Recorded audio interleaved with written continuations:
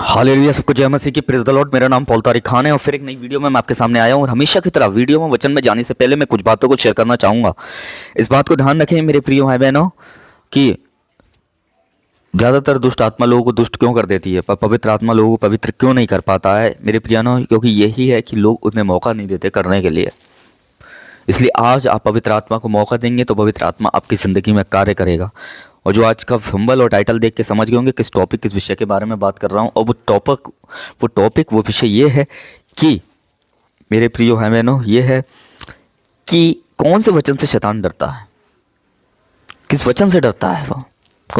वैसे तो वो सब वचनों से ही डरता है खुदा के, पर ऐसा कौन सा महत्वपूर्ण वचन है जिससे उस पर क्या होता है, जिस वचन का ज़्यादा प्रभाव उसके ऊपर जाता है। अगर हम पढ़ेंगे मेरे प्रिय भाइयों, अगर हम पढ़ते हैं उत्पत्ति 4:7 तो वहाँ इस प्रकार लिखा हुआ है कि लिखा हुआ है सफ़ा सफ़ा यदि हम पढ़ते हैं, यदि तू भला करे तो क्या तू ग्रहण न किया जाएगा, पर यदि तू भला ना करे तो पाप द्वार पर दुबका बैठा है और वह तेरी लालसा करता है, परंतु तुझे उस पर प्रभुता करना है। यहाँ उत्पत्ति 4 अध्याय उसके 7वें पद में हमने पढ़ा है, जो आपकी स्क्रीन पर था, कि मेरे प्रिय बहनों कि पाप द्वार पर है और वो छुपकर वास करता है और वो तू उस पर प्रभुता करता है। तो कहने का मतलब यह है मेरे प्रिय बहनों, शैतान कब नहीं डरता है? शैतान तब नहीं डरता है मेरे प्रिय बहनों जब आप पाप में होते हैं, जब आप गुनाह में होते हैं, तब आप पे बहुत हावी हो जाता है वो। इस बात को ध्यान रखें। पर जैसे ही परमेश्वर के वचन को आप रिसीव करते हैं मेरे प्रिय भाई बहनों, तो मैं सफल बताता हूँ उस दिन जब परमेश्वर के वचन को आप अंगीकार करना शुरू कर देते हैं। अगर आपके अगर आप बीमारी की अवस्था में, अगर आप बीमारी का वचन क्लेम करेंगे तो परमेश्वर वहाँ क्या करेगा, उस वचन से डरेगा। अगर आप मेरे प्रियानो कर्जा है आप पे और कर्जे का वचन रिलेटेड, कर्जे का जो वचन है आप मेरे प्रियानो उसे अंगीकार करेंगे, तब शैतान उस वचन से डरेगा। ऐसा नहीं है कि आप जब आपको भी चंगाई की ज़रूरत है तो आप कर्जे का वचन वहाँ पे शेयर कर रहे हैं। आज बहुत से लोग हैं मेरे प्रियानो इस प्रकार की बातें करते हैं कि परिस्थिति उन पे कुछ होती है और वचन को वो कोई और वचन क्लेम करते हैं। मेरे प्रियानो इस बात को मैं बताना चाहता हूँ, जो आपकी परिस्थिति है उसी हिसाब से आपको वचन अंगीकार करने की ज़रूरत है। यहाँ हम देखते हैं एस्तर के जीवन में कि जब एस्तर मेरे प्रियानो रानी बनी तो उसने अपनी किस यहूदी कौम को बचाया और अपने मामा को बचाया जो मोर्दके था मेरे प्रिय भाई बहनों।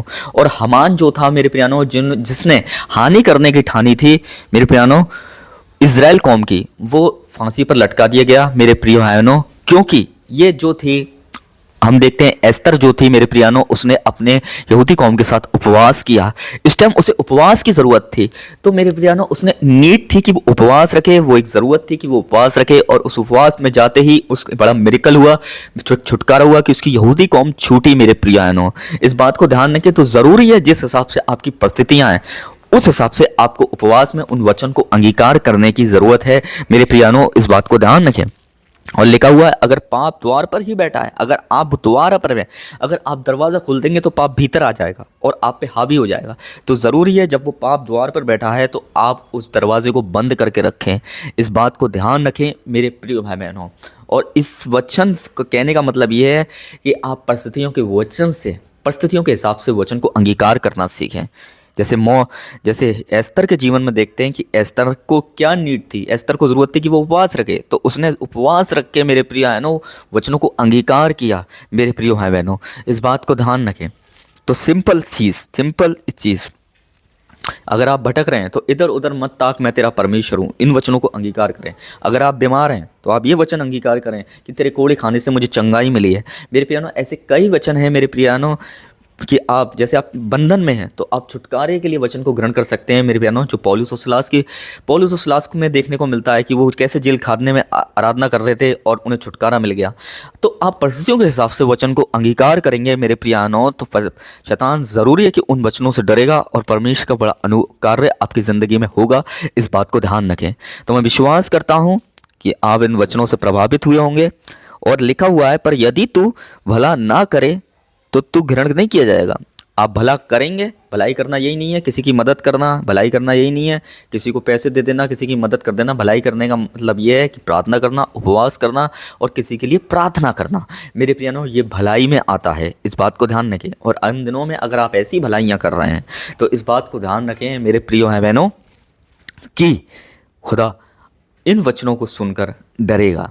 अगर प्रार्थना का वचन आप क्लेम कर रहे हैं मेरे बहनों, प्रार्थना में आप प्रार्थना का वचन क्लेम कर रहे हैं कि अगर किसी को प्रार्थना करना नहीं आती है और आप उसके लिए प्रार्थना का वचन क्लेम कर रहे हैं कि यीशु मसीह ने से अपने चेलों को प्रार्थना करना सिखाई, इन वचनों को क्लेम करते हैं, तो ज़रूर ये परमेश्वर उसको प्रार्थना करना सिखाएगा। इस बात को ध्यान रखें। तो ये रेफरेंसेस हैं जो मैंने आपको दिए हैं और इन रेफरेंसों के आधार पर आपको भलाई करनी है। भलाई, उपवास, प्रार्थना। वो मैं ये नहीं कह रहा हूँ कि किसी को मदद करना वो मदद नहीं होती, पर असली मदद ये होती है किसी के लिए प्रार्थना और उसके लिए उपवास करना, ये एक असली मदद होती है। तो और उसके लिए वचनों को अंगीकार करना और उन वचनों को, जिन वचनों से परिस्थितियों के हिसाब से शैतान जिन वचनों से डरता है। सबको जय मसीह की। Praise the Lord. फिर एक बार नई वीडियो में आएंगे। खुदा आपको बरकत दे। आमीन।